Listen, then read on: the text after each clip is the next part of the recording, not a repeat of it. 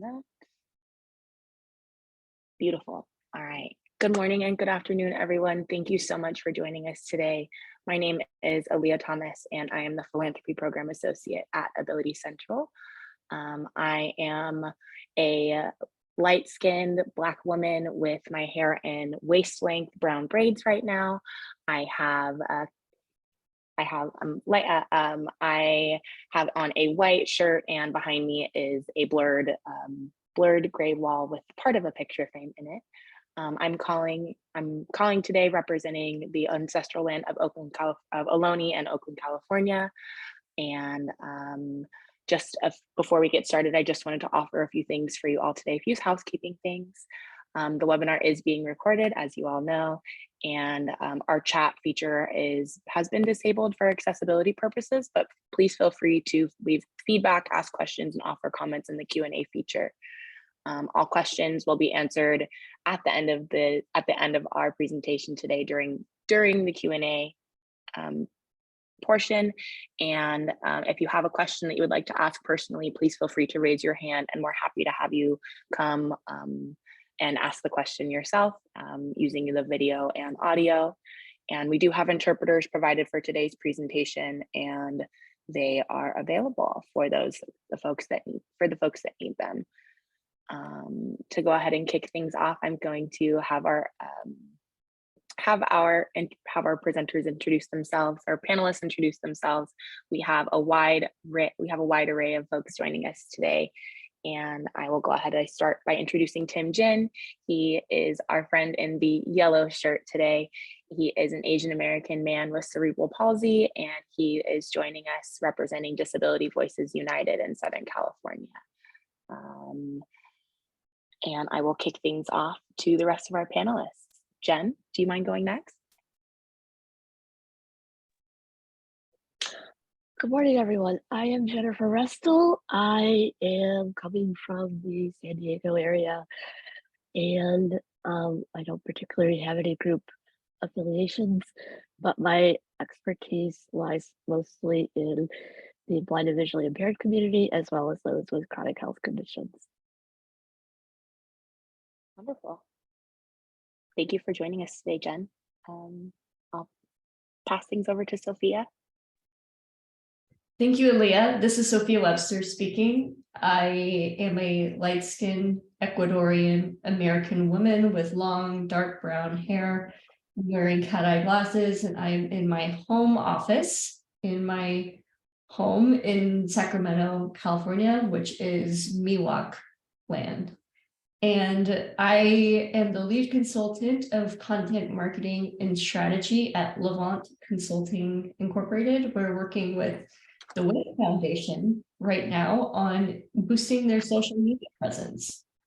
And I'm so excited to be with all of you today. Levant Consulting is a social impact, social communications firm that is led by disabled people, disabled women of color, disabled queer women of color.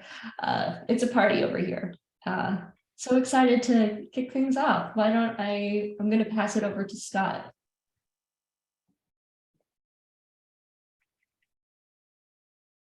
Hi, hello. I am Scott Keller. I'm from San Diego. I am a white deaf man. I'm also a PhD student at the University of San Diego, and I am studying leadership and organizational leadership. And I'm also an advocate and expert in leadership and advocacy. And I'm very excited to be here today on the panel. Awesome. Well, thank you all so much for joining us today and for agreeing to be part of our panel. I'm really excited to kick off our discussion about disability inclusion in the workplace. We have about an hour of discussion set up for y'all, and then about a half hour for a quick activity, or half hour split between an activity and the Q&A. So we have jam-packed session for you all, but let's go ahead and get started. Gonna go ahead and kick things off. Usually when we come across inclusion and belonging in the workplace, it's in reference to diversity, equity, inclusion, and belonging policies, right? And, these efforts have dramatically changed over the last several years and continue to develop, opening doors for people of all races, ethnicities, genders, religion, gender identities, sexual orientations, and more to feel included in the workplace. But these policies, while well-intentioned, don't include one of the largest, many of these policies don't include one of the largest minority groups in the world, with an estimated 1 billion people, and this would be people with disabilities. A study by the World Economic Forum published in May of 2022 reported that despite 90% of global businesses in this study expressing a commitment to diversity, only 4% mentioned disabilities in their policy. And while it may not be true for every company on the planet, this statistic suggests that disability is just not considered when companies have these diversity, equity, inclusion, and belonging conversations. So, as these policies start to become industry standards across all sectors and around the world, I think it's really important to include people with disabilities, and that people with disabilities are recognized as key stakeholders in these efforts. So my question to start off our conversation today is, what is ableism and how does it contribute to the exclusion of people with disabilities from these conversations? And I'll pass things over to Sophia, if you wouldn't mind answering for us today. Yeah, thank you so much for that context, Aaliyah. Ableism is, at its most basic plain language form, is the discrimination and prejudice against disabled people, but that can manifest in so many very insidious ways. It is baked into our language. It's baked into the history of the way society has treated people with disabilities. It is also in our interactions with each other. In my opinion, there are 3 major avenues for ableism as it appears, and you could say the same about any other type of oppression. At its core, ableism is a social justice issue, first and foremost. So ableism can show up interpersonally, that is, with your interactions with other people. Maybe someone says a cruel thing to you that is clearly rooted in ableism. These are interactions with others. That's interpersonal ableism. There is also institutional ableism, where it is baked into the systems that we are forced to navigate as disabled people. So these could be barriers to, for example, in the workplace. One easy way to identify if ableism is happening at work is to look at the leadership. Are there people with disabilities in positions of power? And if not, why? Why is that? Often the reason when analyzing this is because of institutional ableism. There may not be opportunities for career advancement for your workers who are disabled. But in my opinion, one of the most insidious forms of ableism is the internalized ableism. That is ableism within yourself. As a disabled person, I struggle with that a lot. That is, it's when a disabled person starts to believe these negative stereotypes and discriminations that we've been told constantly, interpersonally and institutionally. We start to believe it about ourselves, and we start to have negative self-attitudes. For example, oh, I should just be, I know that my personal care attendant doesn't treat me that well, but I should be grateful that I even have an attendant at all, because who would want to care for someone like me? That's an example of internalized ableism. Another example would be, oh, I can't take my PTO, even though my company offers unlimited PTO. I don't feel like I can take it because my coworkers are going to think that I'm lazy or unproductive because I am a disabled person. These are all myths. And it is one of the many forms of ableism and how it can pop up and rear its ugly head. The last thing that I'll add, though, is that you don't actually have to be disabled to experience ableism, because ableism is the othering of people who have been deemed to have a, quote, non-normative body. And lots of people, lots of communities of people have been told that they have a non-normative body throughout history, not just people with disabilities.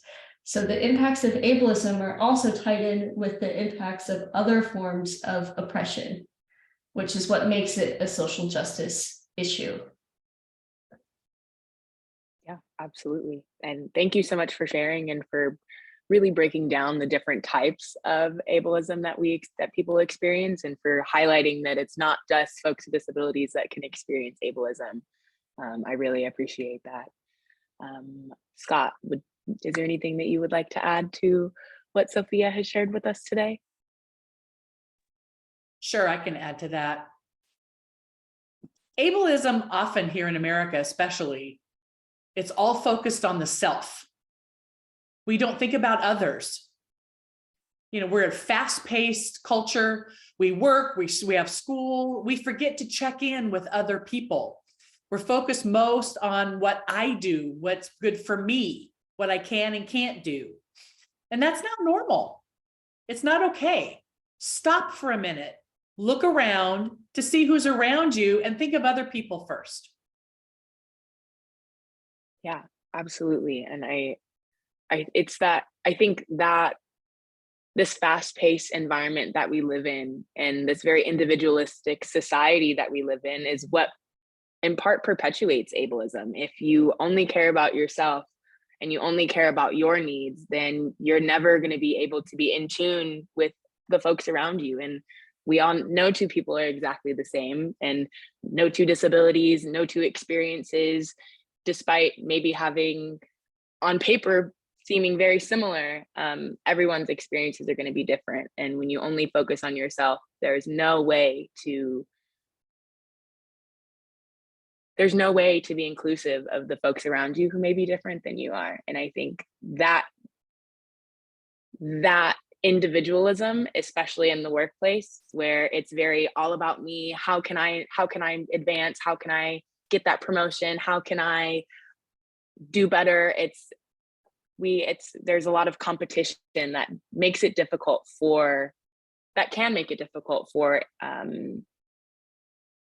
altruism and community to thrive within the workplace. And obviously our experiences are all very different, but I'm curious as to, how being excluded from these from these diversity, equity, and inclusion conversations impact the lives of people with disabilities. Sophia shared some examples of the ways that people may internalize ableism, but in terms of the workplace and in terms of access to economic advancement and employment and all those things, how does the exclusion from diversity, equity, inclusion, and belonging influence the lives of folks with disabilities? That's a great question, Aaliyah. This is Sophia speaking. It is so common that disability is not included in conversations in DEI and belonging conversations. That's so common. And I think it's because yet again, another form of ableism being perpetuated. And another reason, I think, is because of the historical context of the medicalization of disability. It's not commonly seen as a form of diversity, but as you mentioned, Aaliyah, there are over 1 billion people in the world that have disabilities, that we are across every culture, we are in every race, gender, economic background. So of course, there are going to be people of color with disabilities, and disability is absolutely a form of diversity. And when we are not included in the conversation, it reinforces that the only type of experience that disabled people can have is through the medicalization and the medical care of our disabilities. But it couldn't be further from the truth, because we have a very diverse culture a long, vibrant, rich history across this huge population of 1 billion people.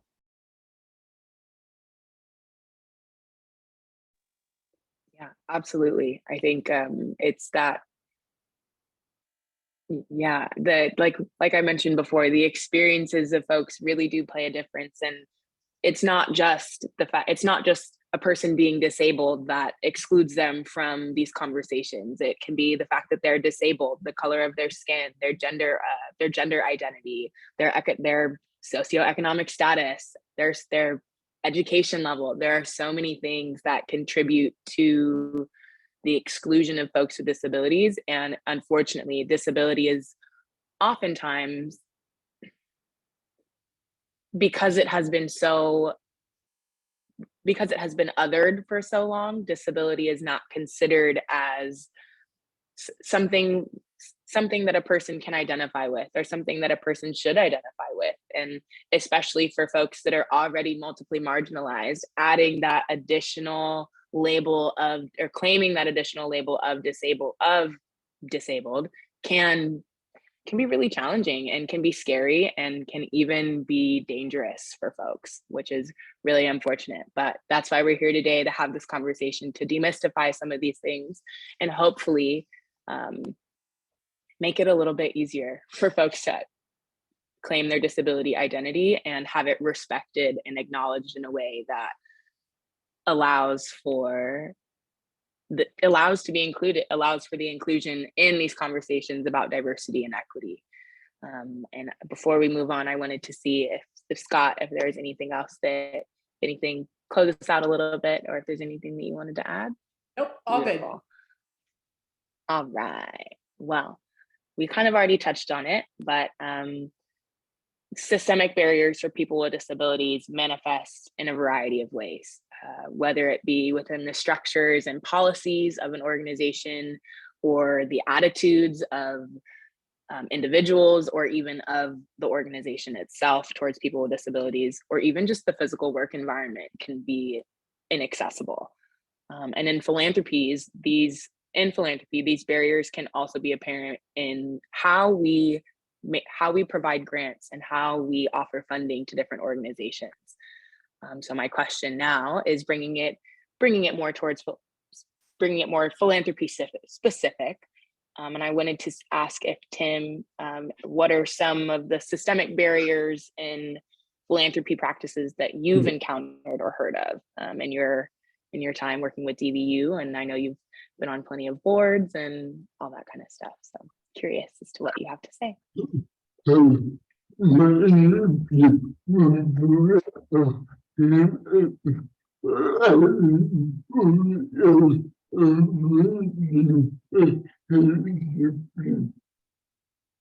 Oh, did you not understand me?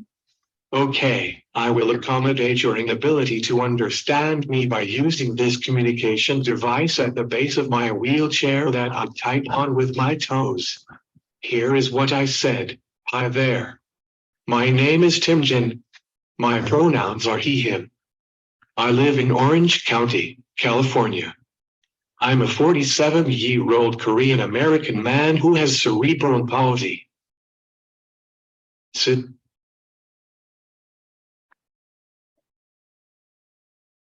Systemic barriers exist everywhere. Sometimes they are visible, like if there are steps that prevent me from getting my wheelchair into a building. Those are easy to identify, and most people agree with the solution: just build a ramp.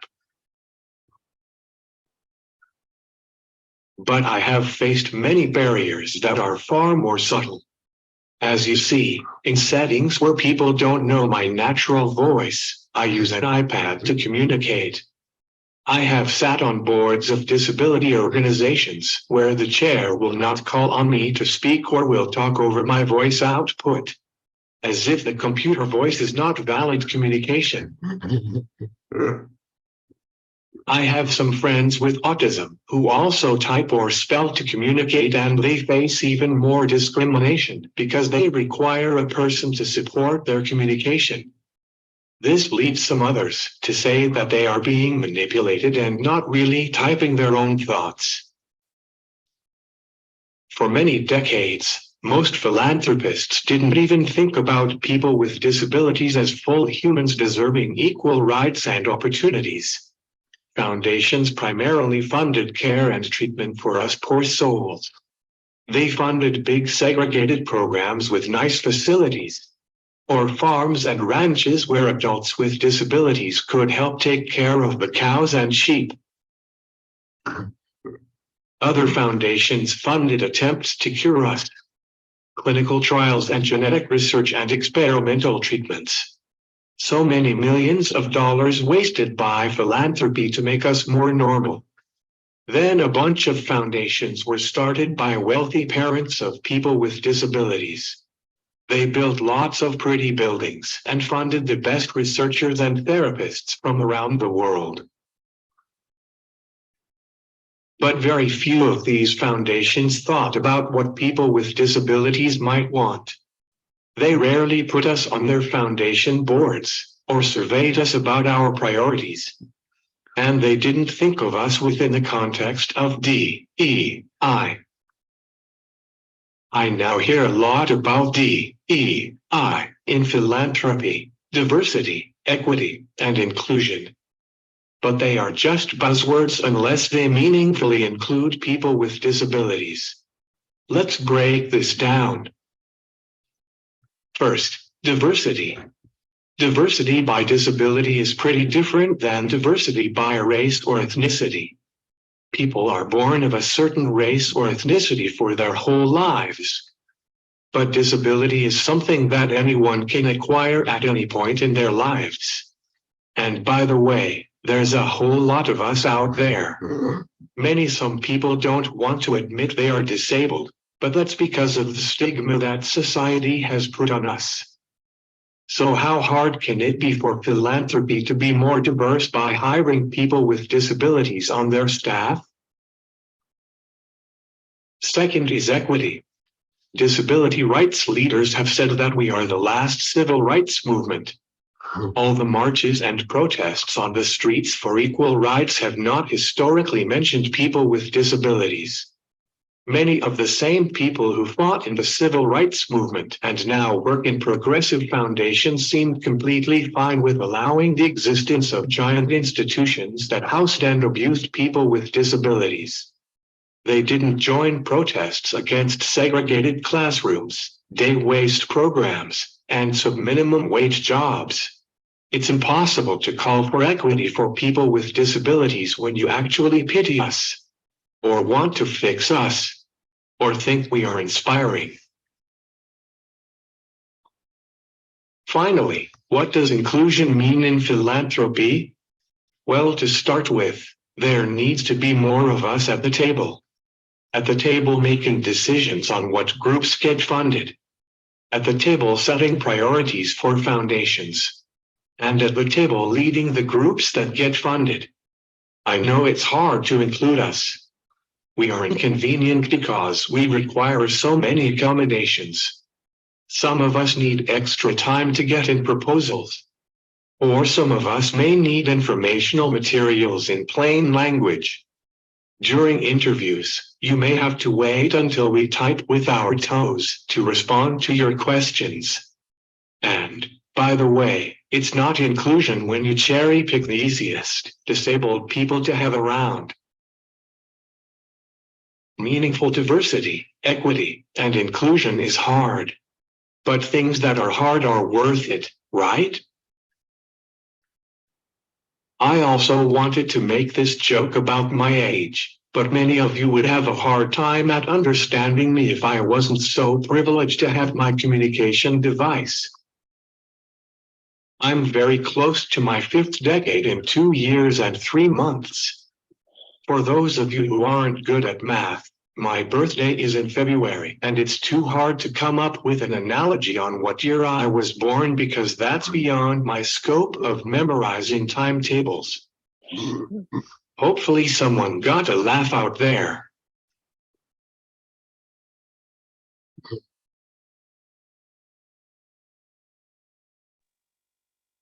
Thank you so much for sharing, Tim. You said so much, and so much, it was all so poignant. There are so many philanthropy went from trying to eradicate the existence of people with disabilities to basically ignoring them and or only funding for cures. And as you said, we're finally getting to a point where we're starting to see some change. But we're fighting for every subtle shift. And I think that, you know, these kinds of conversations that we're having here today are definitely a step in the right direction. But I mean, we still have so much more to do, and everyone's experience is different. Not everyone types with their toes, and not everyone with a disability has cerebral palsy. And as we've tried to represent here today, a wide variety of folks with different disabilities joining to offer their experiences because they are so different. And I wanted to see if Jen, if you had anything to offer about some of the systemic barriers in philanthropy, or just in general that you've experienced in your time working with different nonprofits. Of course, I have something to say. This is me. Thanks, Aaliyah.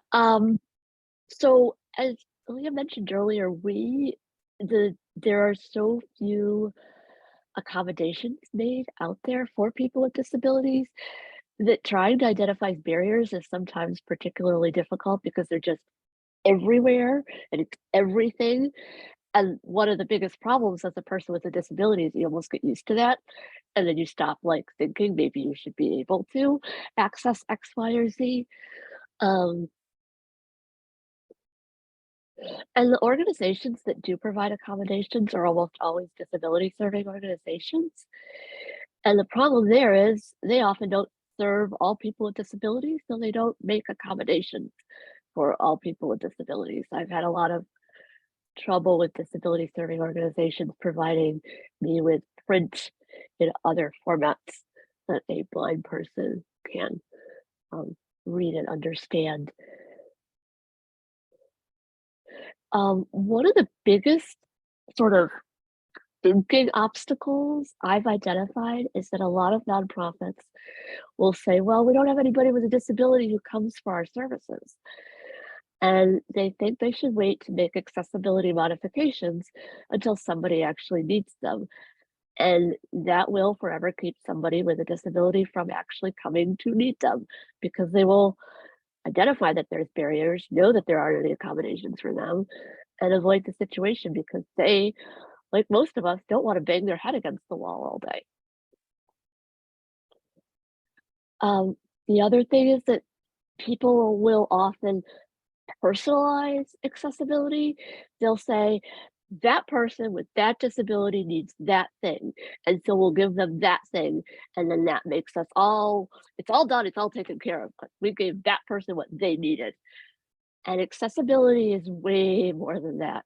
If you only take care of the needs of one person, when that person leaves, it's done.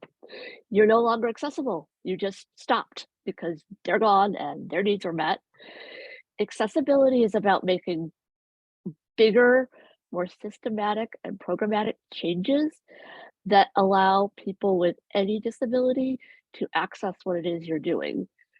Which means, as philanthropic organizations, when you're writing a grant and you're saying you're going to serve these populations, remember that any population you can identify, unless you're only serving people without disabilities, will include disability, because we're everywhere. We're in every possible subgroup you can possibly imagine. So if you're serving people, you are by that also serving people with accessibility needs. And so as you're writing your grants, you need to think, well, how is this going to translate into making sure somebody with accessibility needs who comes to our organization for these services is able to actually access the services? I always tell people that unless you're intentionally including people with disabilities, you're pretty much unintentionally excluding us. Because people with disabilities and accessibility needs often need very specific things in order to access services being offered. If you aren't providing those things, then you're basically maybe without needing to, maybe without even thinking about it, you're excluding people with disabilities. Disability inclusion, above all else, takes intentionality. It means you have to take concrete steps. You can't just wait for somebody to show up with a disability and then figure it out. It just doesn't work. I know it seems like the logical thing to do, but it won't increase the number of people you're serving with disabilities. And if that is your goal, to have more people with disabilities and accessibility needs served by your organization, then the first thing you need to do is stop thinking about the one person who walks through your door and start thinking about how you're attracting more than one person coming in your door. How are you going to increase the number of people who think they can be served by your organization? How are you going to increase the number of people who feel welcome when they walk in your door? Diversity, equity, and inclusion is about belonging. And if somebody with an accessibility need goes into your lobby, goes up to your information desk, this has happened to me so many times, you have no idea, stands there and nobody talks to them because nobody knows how to talk to a blind person, then you just, belonging just went out the window. I don't belong there because this group doesn't even know how to talk to me, let alone serve me.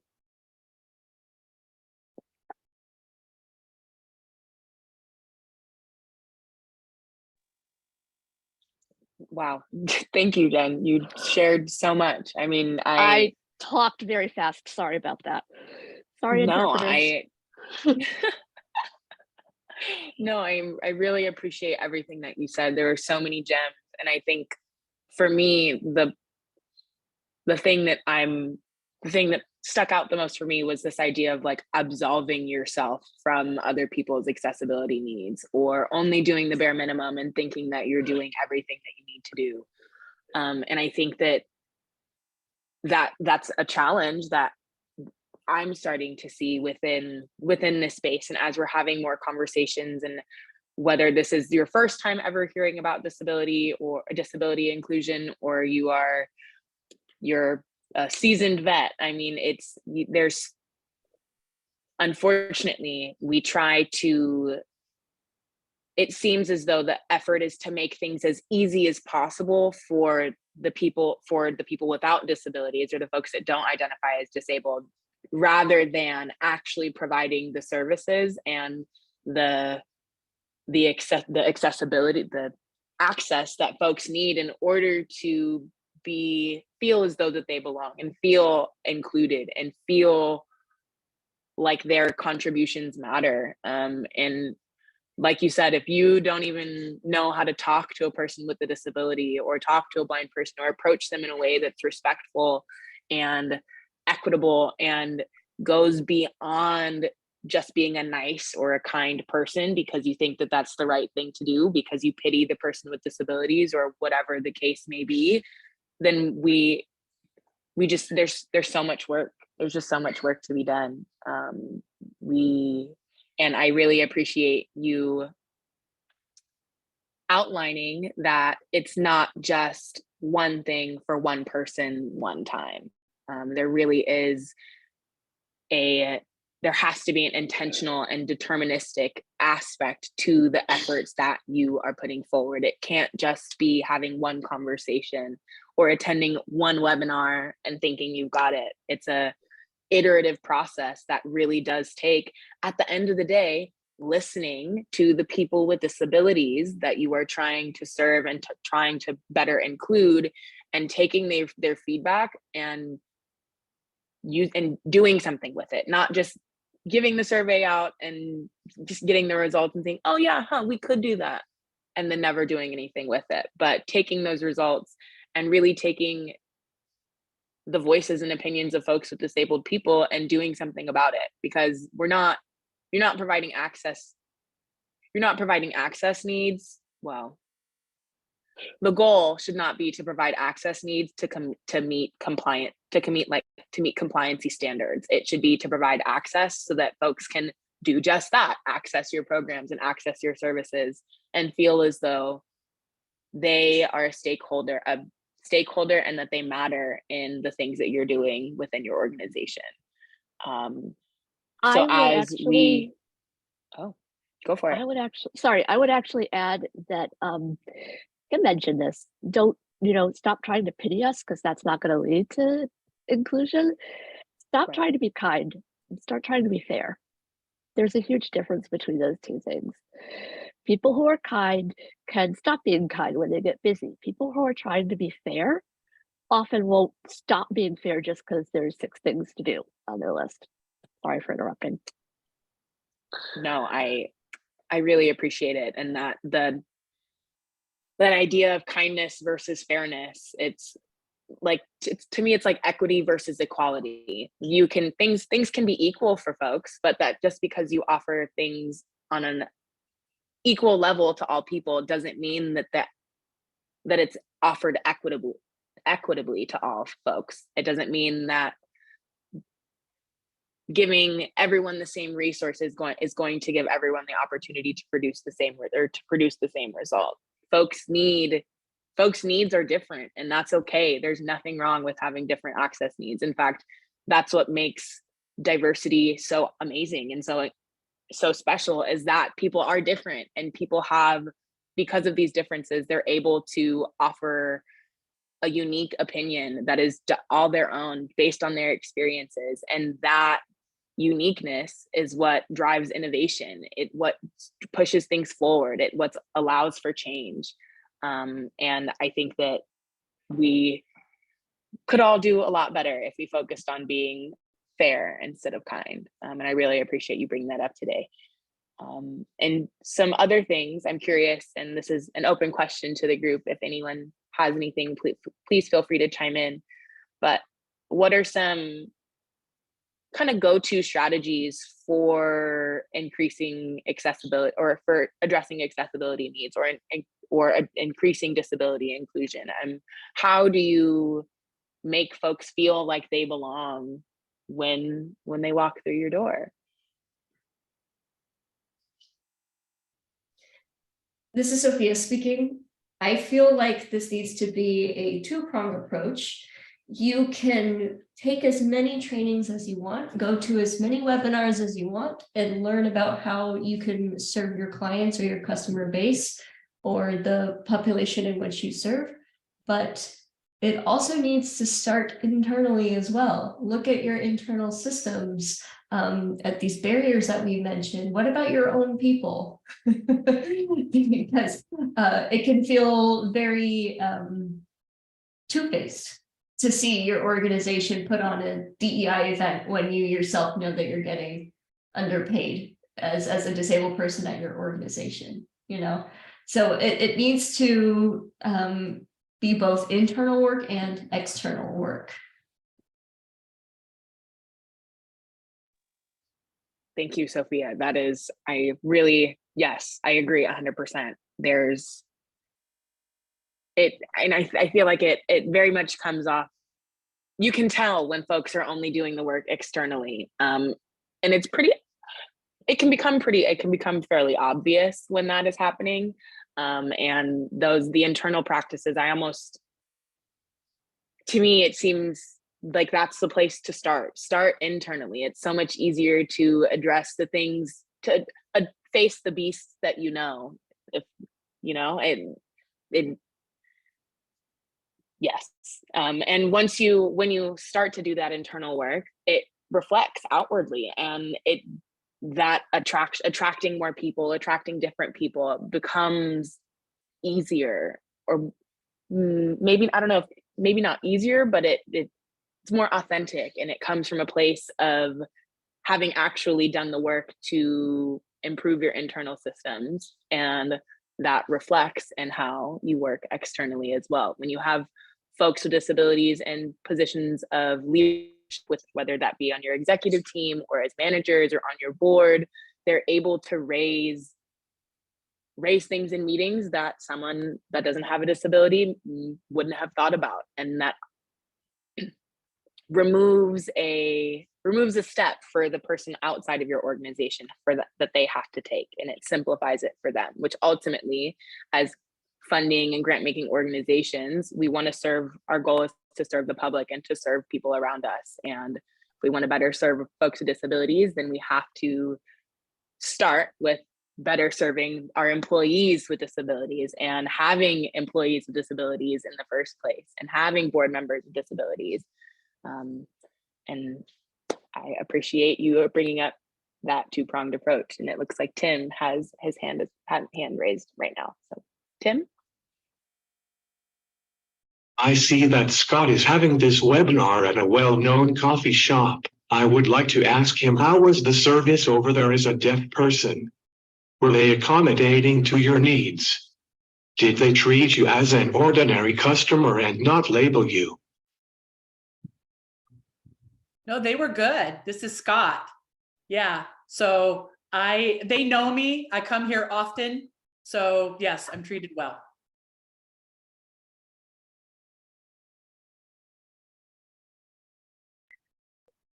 This is Jen. One of the things that I've noticed with organizations is, especially in the beginning stages of trying to like wrap their head around disability and accessibility, if it doesn't work to make everyone responsible for increasing access and better including people with disabilities. If you make it everybody's responsibility, it winds up being nobody's job. And so the thing I would recommend first and foremost is that you make somebody responsible for it. It's somebody's job to raise the questions about disability in the meetings. It's somebody's job to know how to accommodate somebody. When I talk to organizations that plan events, I often say, one of the best things you can do to increase the likelihood of a person with a disability attending your event is to put on your flyer or other advertisements or advertising materials how people ask for accommodations. Because if you don't know who to ask for what you need, you're not gonna go. So having like specific people who have that job will make a difference in how your organization in general handles it. Because you won't just be thinking, well, everybody's going to do something, right? You're going to be saying, well, this person is going to be doing these things. And a quick follow-up question for you, Jen. Does that have to be a paid position? Can it just be someone who, maybe it's someone that doesn't identify as disabled and they're just very interested and want to do better? Does it have to be a paid position, or can it just be a passionate individual that wants to do more? I think it could be a passionate individual who wants to do more and has been doing some work in expanding their knowledge. When I was trying to learn about other disabilities, this is a long time ago, I actually read a lot of memoirs because I wanted to understand what it was like, not just to not have the accommodations you needed as somebody who used a wheelchair, but I wanted to know how it felt and what the whole overall experience was and what sorts of things they encountered every day and how they sort of dealt with them. It vastly increased my knowledge just by reading other people's experiences of disabilities that I personally didn't have. And yes, it can just be somebody who's passionate. And if you've got somebody with a disability coming and complaining about your lack of access, you just had your first person who might actually be willing to help you fix it. It's not necessarily their job, it's not necessarily their responsibility, but it might be a good person to ask a few questions of, like, okay, we're clearly not giving you what you need. What do you need?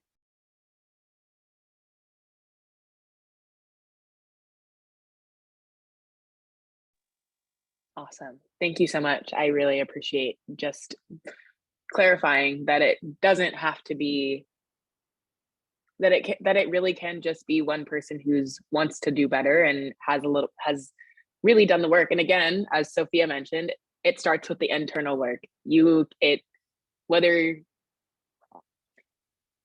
Whether you're still trying to address ableism within your own life and how you've internalized it and how ableism shows up in your behaviors, we all have some unlearning to do. Folks that identify as disabled and folks that don't. Like Sophia said, that internalized ableism can really do a number on a person, and you don't have to be disabled to have internalized ableism. We all do, just because of the way that our society values or doesn't value certain bodies and certain experiences. And that all plays a role in how we show up in the world and how we can, and more importantly, at how we can start to address the things, the ableist tendencies in our lives and in our organizations as well. It looks like Tim has his hand raised here, so go for it, Tim.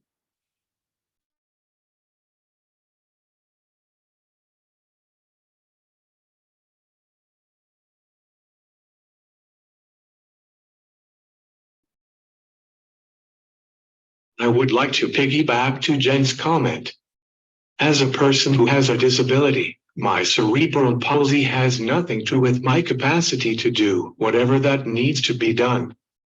I've been on a few disability organizations that were too focused on the accessibility issue, where the organization mission gets lost and in a way, it turns into ableism without the disabled community.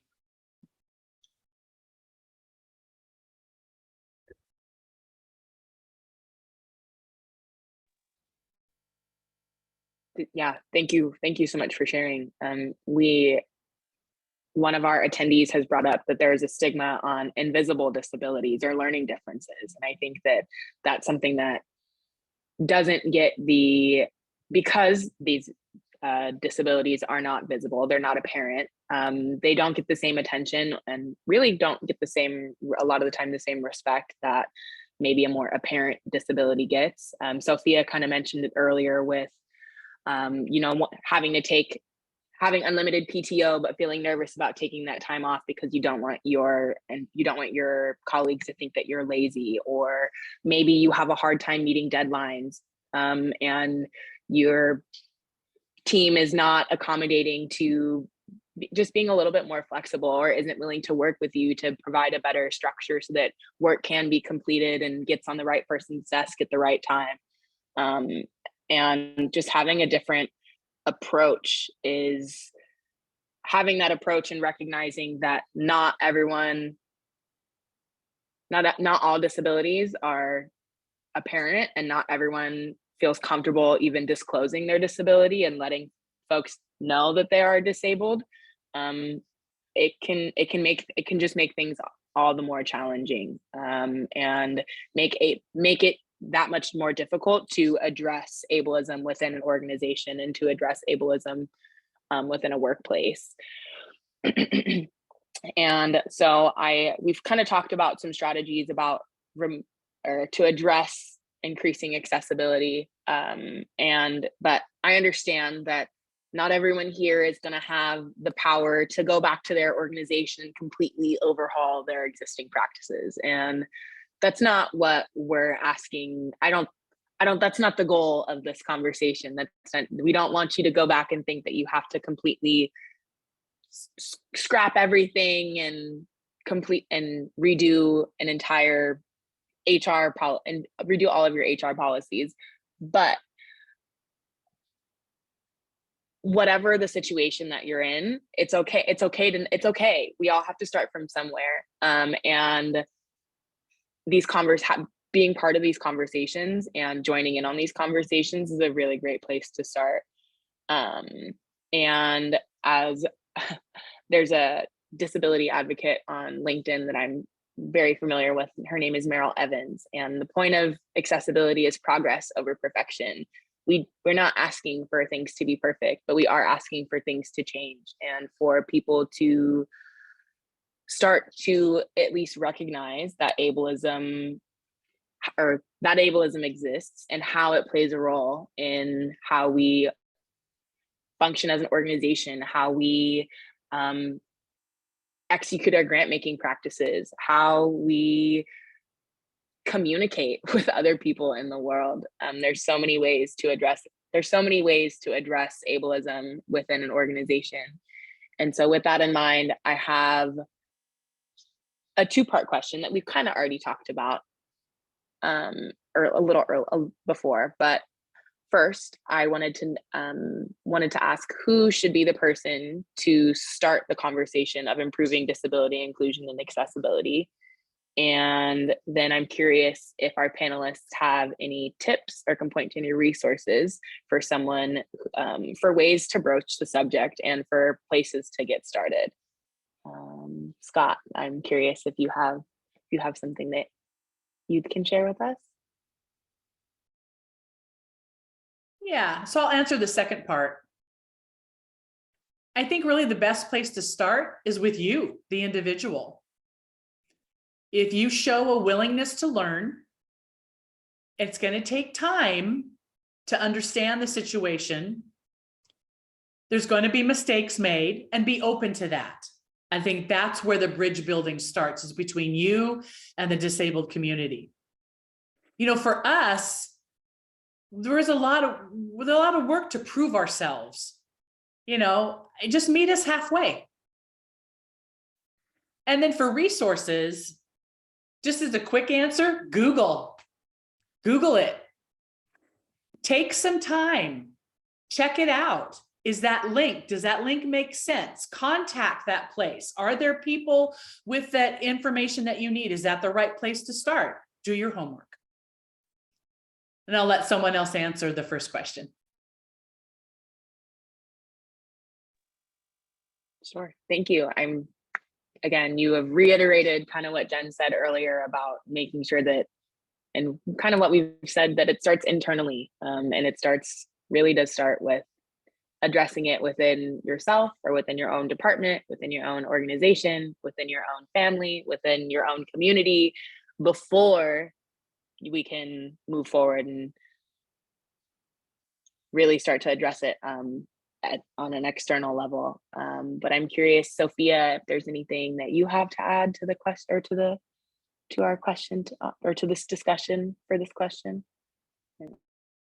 Sure. Yes, this is Sophia speaking. I have a colleague who is doing her dissertation on disability cultural centers on college campuses.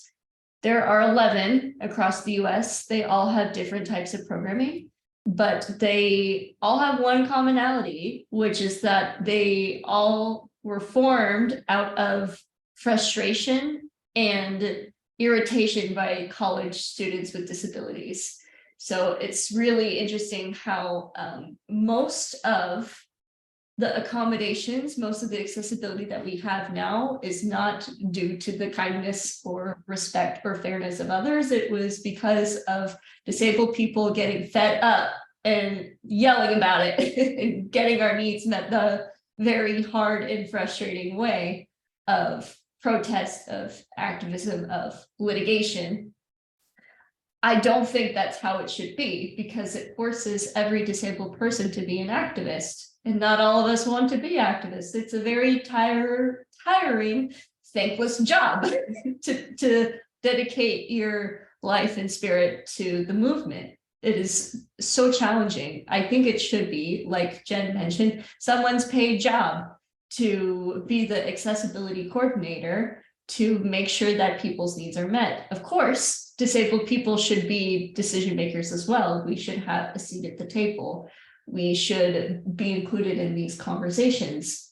I think a really interesting and innovative way of doing it is having a disability inclusion council, perhaps, of a mix of accessibility professionals and disabled people both, who can give their opinions equally on how accessibility should happen.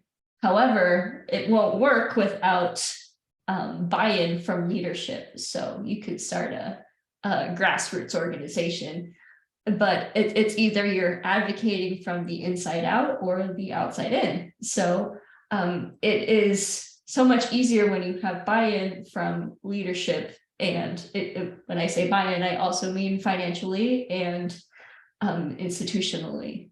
So it needs to be respected from the top. Senior leadership needs to invest and care about these. However, it also needs to include people with disabilities at its core.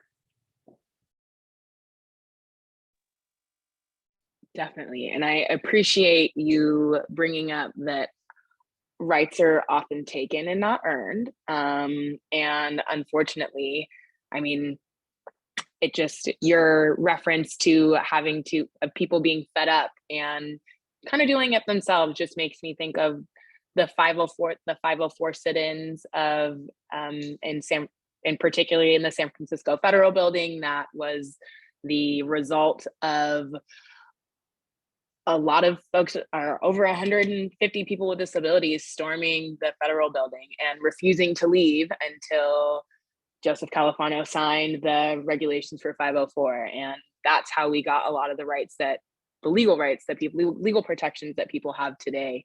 And unfortunately, as we've seen with many civil rights or with all civil rights movements, it's not just people thinking, oh yeah, maybe we should treat everyone fairly, and maybe everyone should have the same rights. It's a demanding, I think at its core, to be recognized as a person and to be recognized as a human being, which it's unfortunate is not a strong enough word to say how truly awful it is to have to prove your humanity to another human. But at the end of the day, it seems, when you boil all this down, it's what it comes to. People with disabilities are often not recognized as humans with rights. And because of that, people with disabilities don't get included in conversations about diversity. They don't get included in conversations about employment. They don't get included in conversations about having rights, or are oftentimes not even considered capable of making their own decisions for themselves on their own lives, which is a larger problem in and of itself, and very indicative of how pervasive ableism is and how deeply it runs, and how much of an influence it has on our lives, and particularly in philanthropy, as we've said before, where there was a period in time where philanthropists were funding for cures, and we're funding for the eradication of folks with disabilities, and we're funding for, rather than funding to provide better, rather than funding to be included in society, funding for segregation and for exclusion from life itself, which is really unfortunate.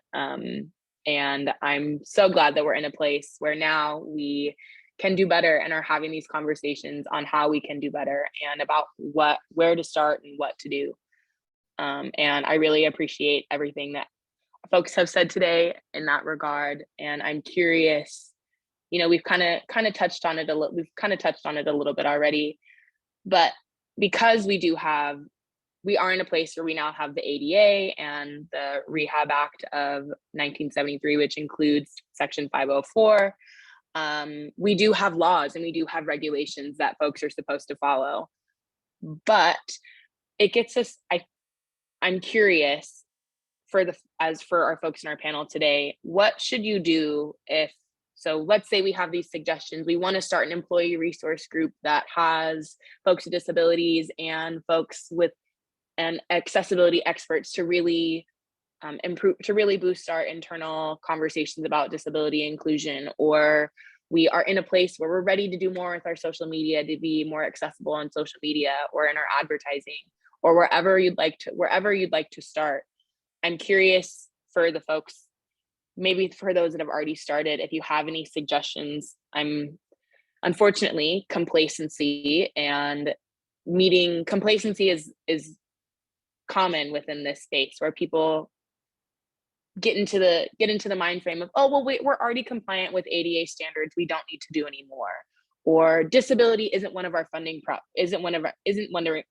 funding priorities. Why do we need to be accessible? What's your answer for those folks? How do you show to them that it's important to go beyond being compliant, and it's important to include disability in any and all funding priorities? Jen? So when diversity, equity, and inclusion started to become the buzzword everybody was hearing, I never heard anybody say anything about the laws.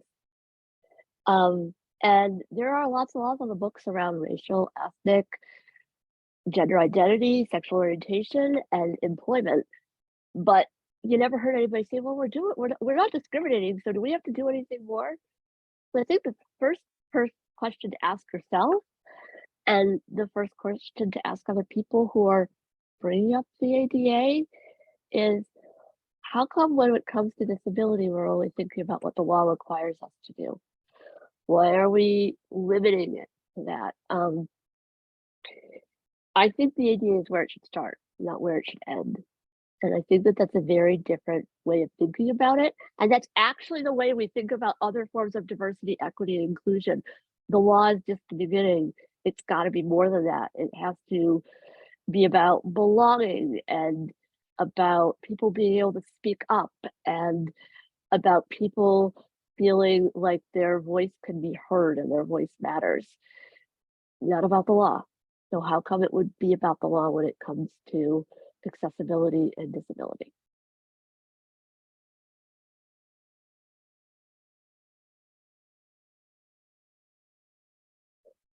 And the next thing I would suggest, so personal experience, everybody's experience is different, but my personal experience is that when I meet a stranger and they have some idea of how to interact with a person with a disability, I almost always find out they have a relative with a disability. So if you're meeting a lot of resistance in your organization, find some people who have relatives with disabilities. Try to build a coalition, get there to be more than one of you who thinks this is important, because that's going to be how you can change the conversation. It's hard to just be the one voice. It tends to be a voice people try to silence because they don't want to do the work, they don't want to go to the effort, they're so busy. And having it be more than one person can really help everybody push that, ball down the field just a little bit further.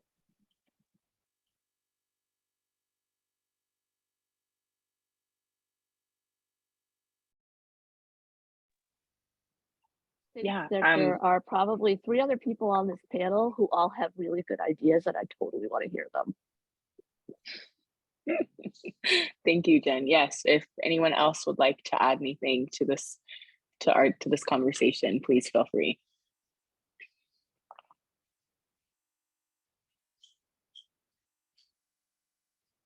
Seeing none, I'm gonna go ahead and we've shared so much today.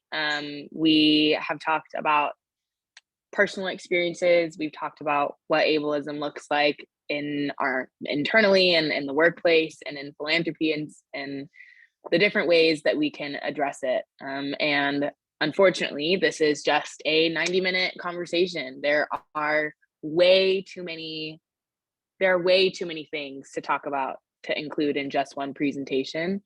And so with that said, we've kind of talked about some ableism already, and how it shows up, but I wanted to give some additional concrete examples of the ways that ableism shows up. And this is the quick activity. I'm going to read off some scenarios for the group, and in the chat, in the Q&A feature, if you could please, maybe if you could identify the ableism within the scenario, and so that we can have a conversation about some ways to really address some specific scenarios that folks may encounter within their organization. So this is a little more interactive. I would love for some participation from our 63 participants that are with us still. So we do want to hear from you. Please let us know in the Q&A, and I'm going to go ahead and read off our first scenario. So in a meeting, in a team meeting, everyone takes turns sharing updates and going over the progress of their projects. Rachel, who is a deaf member of the team, accesses these meetings with an interpreter. When it comes to her turn, instead of addressing Rachel directly, her colleagues address the interpreter using phrases like, ask Rachel to explain X, Y, and Z, or can you tell Rachel that ... or please have Rachel, ... and they continually address the interpreter instead of addressing Rachel. So I'm curious if anyone can tell me what is wrong or ableist about this scenario. Immediately from one of our attendees, ask Rachel directly. Seeing some upvotes.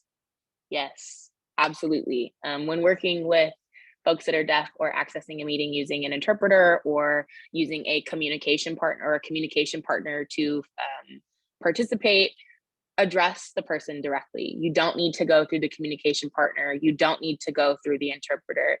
They're not there to represent the person with disabilities. They are there to provide access. They're there to do a job. They're there to make sure that the person has equitable access to the conversation, to the room, and can contribute and be understood and understand in a way that best fits their access needs. So in these kinds of scenarios, if you're ever working with someone who uses a communication partner or who uses an interpreter or who uses an AAC device, it's important, or an alternative and augmentative communication device, it's important to address that person correctly and to allow the time for that person to answer. In our conversation today, Tim is typing with his toes. Takes a little bit longer to type with your toes than it does to maybe to speak, and it takes a little bit longer with our interpreter for the information to be interpreted, whether it be what I'm saying or what anyone else in the room is saying or what Scott has to say. So it's important to be patient and allow folks the opportunity, allow folks to express themselves organically and in a way that best fits their access needs. And it looks like Tim has his hand raised, so I'll go ahead and pass it off to him.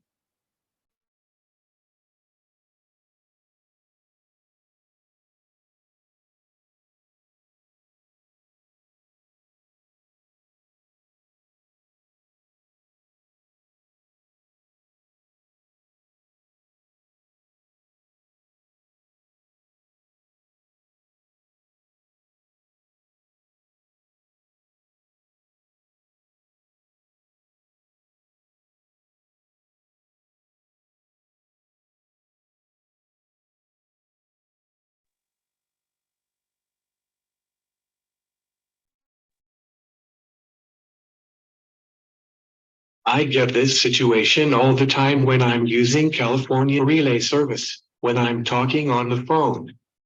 The person that I am calling almost always talk to me as the third person, as if the operator is the person that they are speaking to and not me.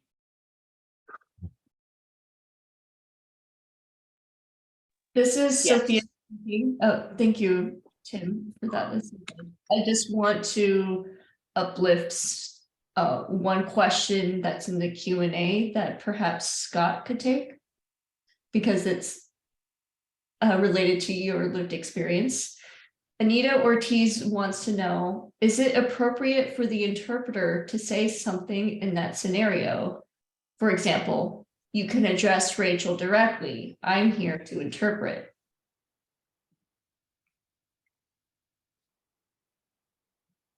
Absolutely. This is Scott. You should address that to the person, tell them to speak directly to them. It is complicated because, you know, you do have two people that you're in this room with you. And so it takes some time to adjust, but the interpreter is basically invisible, and try to remember that and direct your conversation, your questions to the deaf person that you're talking to. But the interpreter will speak up when it's appropriate in the situation. Awesome. Thank you so much. And thank you, Sophia, for highlighting that what was in the chat, or what was in our Q&A. That is an excellent question, and I'm glad that it was asked. I'm gonna go ahead and move on to our next scenario here. So scenario number 2. The marketing department of a philanthropic organization uses an image of a person in a wheelchair rolling themselves down the street surrounded by the words, "If I can do it, so can you," in marketing materials to encourage people to sign up as volunteers for an upcoming event. What is ableist or wrong about this scenario?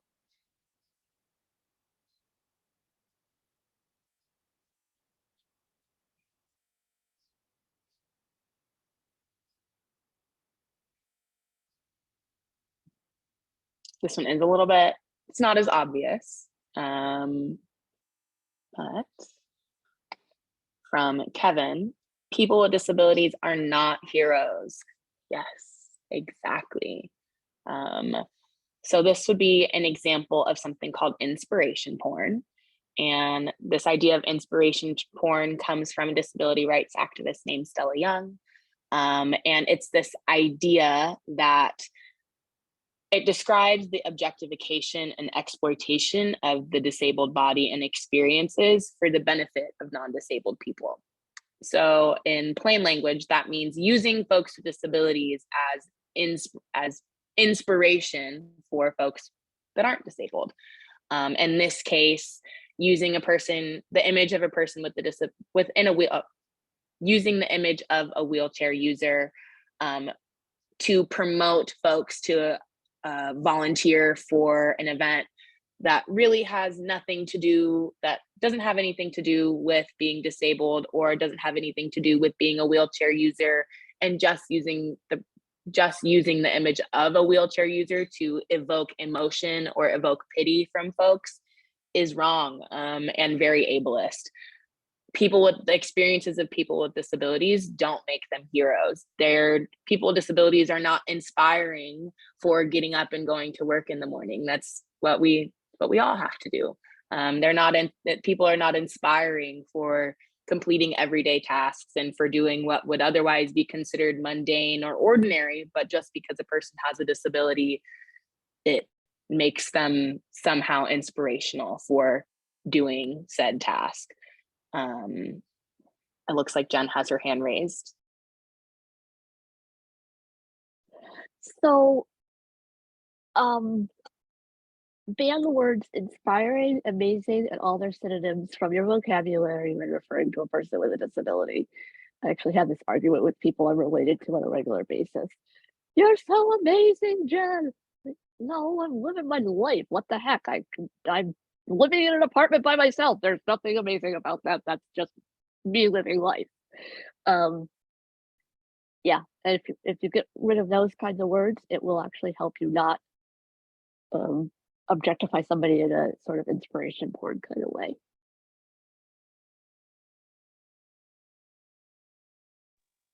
Absolutely. And also in our question and A, Kevin offered that it's also tokenism, which is very true. It's just the idea that just because you have a person with disabilities, it represents all folks with disabilities, and you're absolved from ever needing to do anything else to include folks with disabilities. The same tokenism can be called upon in terms of race, gender identity, sexual orientation.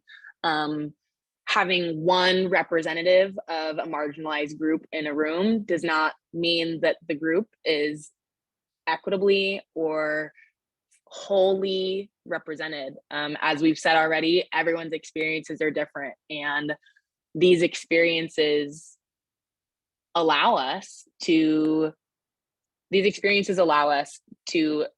innovate and to move forward and to do better. And having folks with disabilities and having folks that are multiply marginalized and have different experiences is what allows us to do more and to do better. And not viewing people as inspirational for doing something that we all have to, and not viewing folks as the sole representative of an entire group is really important as we're trying to do this work and as we're trying to address ableism within ourselves and within our organizations. And it looks like Tim has his hand raised, and then after this, we're going to go ahead and kick it over to our Q&A portion. So go ahead and start dropping your questions in the Q&A, and we'll get started addressing them right after this.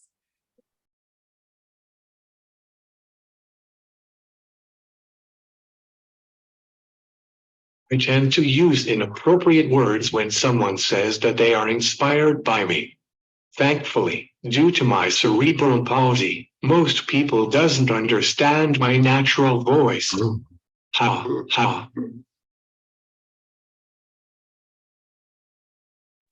Yes, it's it's very cringe inducing when folks use that kind of language to describe what would otherwise be considered very ordinary. As Jen said, there's nothing special about living by herself in an apartment.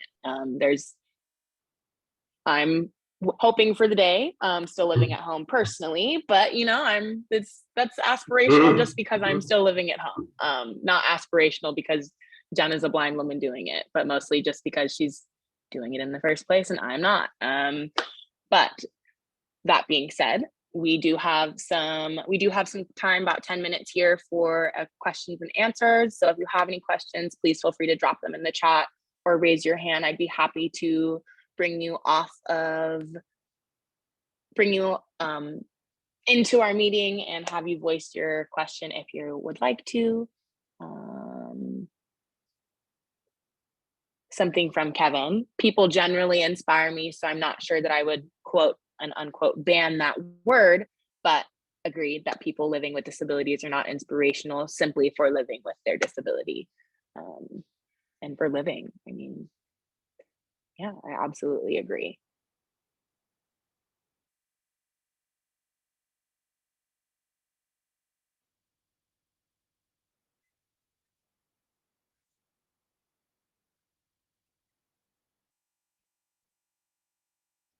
And just kind of looking at some of the questions that have been asked thus far.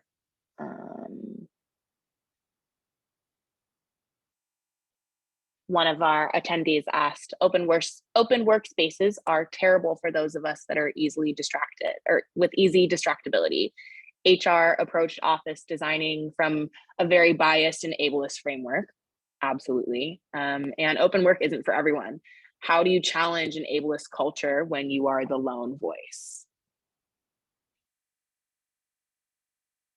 And we did get a response from Sophia to that question, and I can go ahead and read off some of it. But most importantly, I think her response that employers should be flexible and open-minded, and open workspaces don't work for everyone. I think the same is true of working from home. Working from home doesn't work for everyone, but having the opportunity to do so and having the opportunity to be flexible, and so that you can work in an environment where we can contribute to the best of your abilities, that's the goal. That's what's important here. And nothing more than to address this question in the Q&A about social media. I have a focus in social media accessibility, and it is a very robust topic that I've given 3-part 90-minute trainings about.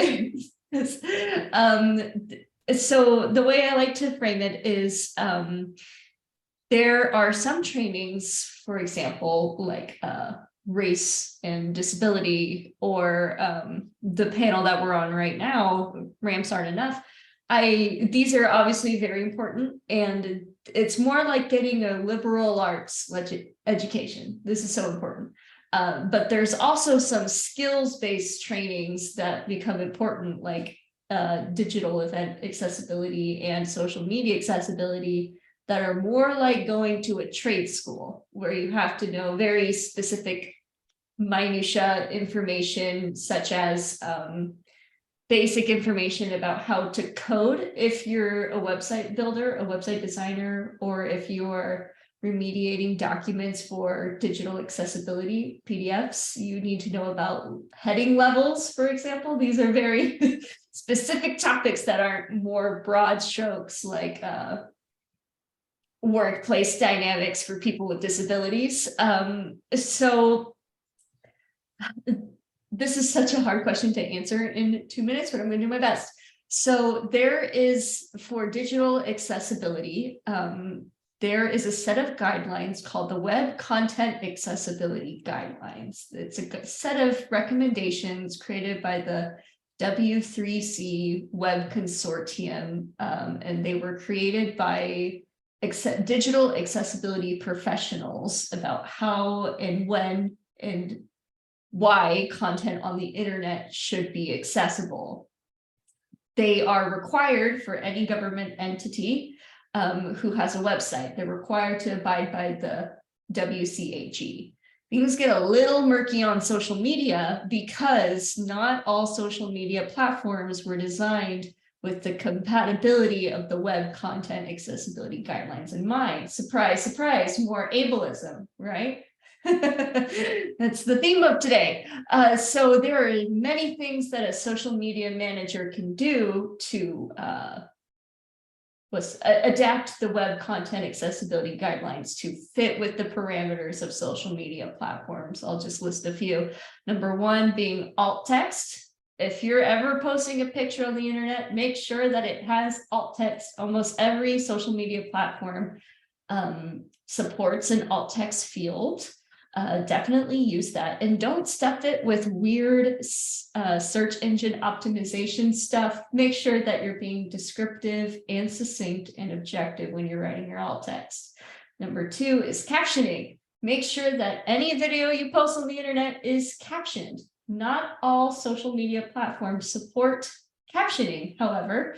Some of them are picking up speed and offering auto-generated captions, but you need to be aware that not all auto-generated captions are accurate. They're very often inaccurate. And if you are posting, if you're a content creator on YouTube or your organization has a YouTube presence, there's a way that you can use the auto-generated captions as a base and then edit them for accuracy from there. But make sure that you're not just posting uncaptioned videos. It's really frustrating and it's an incomplete user experience. The last thing I would mention is to stop using so many emojis in a row and stop using the weird funky fonts. I know they're super cute on Instagram or Twitter or whatever, but they are a nightmare for screen readers and it is not an accessible experience. Yes, it is important to follow the web content accessibility guidelines. However, it is more important to create an accessible, welcoming, inclusive experience for your users with disabilities. I have spoken. That is my soapbox. I could go on. Thank you, Sophia. Again, thank you for bringing up our liberal arts education, that crash course that we've given today, and some of the hard skills that you really do that are important when addressing ableism, especially in things like creating accessible documents and making sure that your posts on social media are accessible as well. It's not just the internal work that has to be done. There are some concrete steps and actual things to do in order to be more accessible. We are reaching our time here. It's 11:59, so we are kind of at our last moments. And we do have a few more questions in the chat. I would love to stay and have folks and have them answered if you'd like to stay. So please feel free.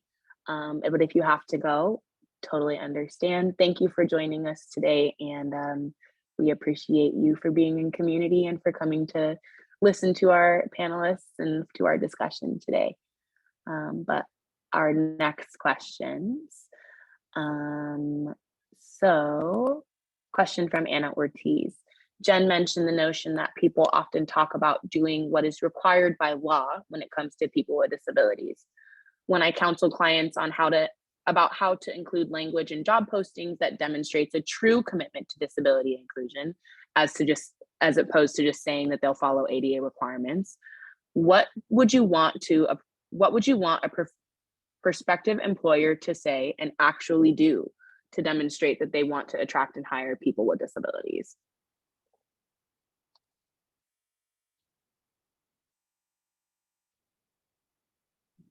I haven't thought about this particularly much, but I'm going to just sort of put it out there and my fellow panelists can tell me if they think I've really gotten this wrong.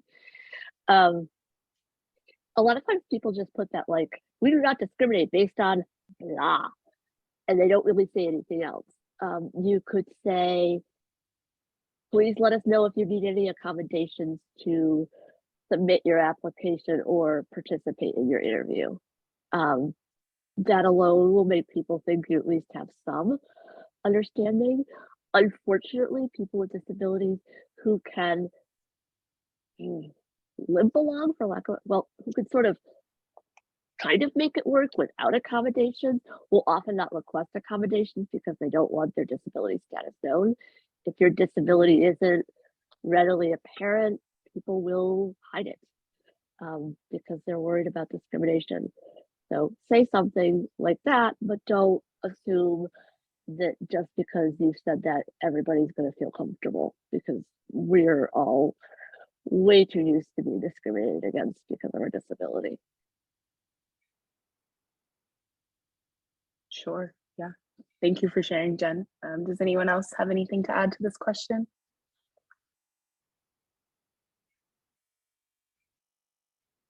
Nope. All right. Moving on.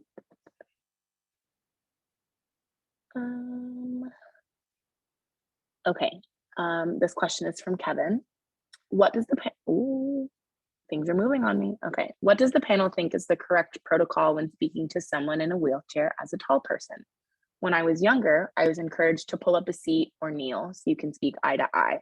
Not sure that's still the case. Thoughts? And maybe Tim, since you are our resident wheelchair user in the group, you might be able to answer this question, but we'll give you a moment to type an answer.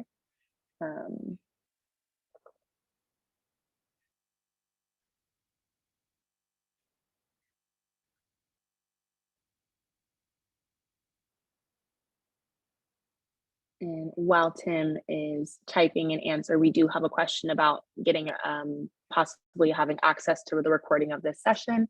Yes, the recording will be sent out to those that participated today and will be made available. Yeah,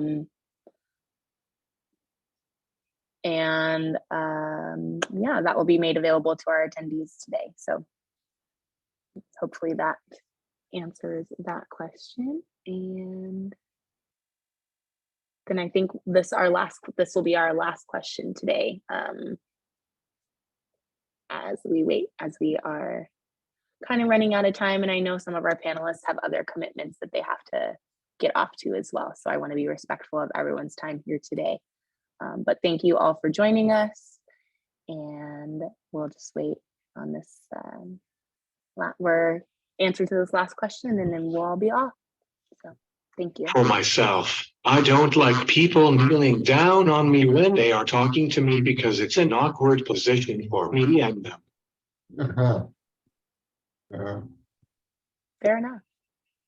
And I think as with most things, when it comes to disability, it's a very individual, very individualized. What one person likes and what works for them may not work for someone else. And it's just a matter of asking your question and asking it respectfully. If you approach a person in a wheelchair, ask them, would you prefer that I kneel down and we have this conversation eye to eye, or is it okay if I stand up and move along accordingly? It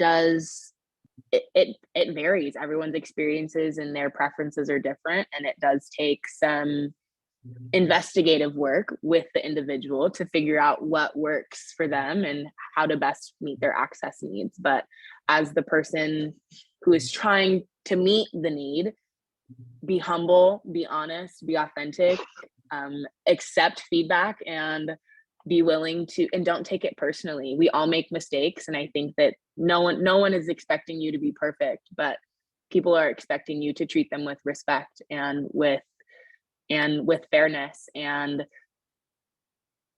as a human being, as anyone else would want to be treated. So with that said, thank you everyone for joining us today. We really do appreciate your time. And on behalf of Philanthropy California, the WITH Foundation, and Ability Central, we do appreciate you joining us. Please join us next week for the second installation of this Disability in Philanthropy webinar series. You can find information on ncg.org/events to register for the second event. It will feature Nikki Brown Booker of Borealis Philanthropy and Ryan Easterly of the With Foundation, along with my colleague Jesse Galloway, in a conversation about equity over kindness and philanthropy. So that is happening next. That is happening on December. Just want to make sure I give you all the right date here. It's happening on December 7th. So thank you all for joining us, and we look forward to hopefully seeing you all again and having more events like these, more conversations. All right. Thank you. Bye, everyone. Thanks, everyone.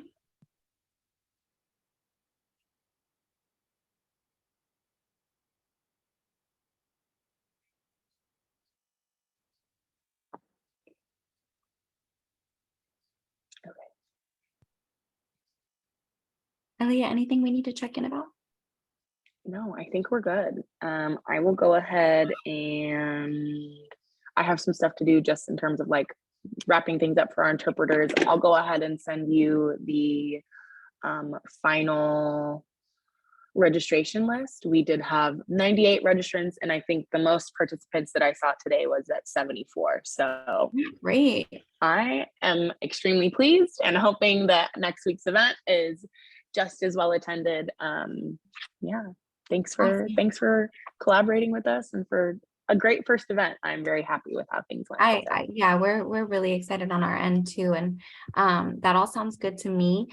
Just share the recording whenever it's available, and if you can, the registrants. And I think that's it. But we'll let you know, and Vidi and I will be in touch with the team for the for next week's.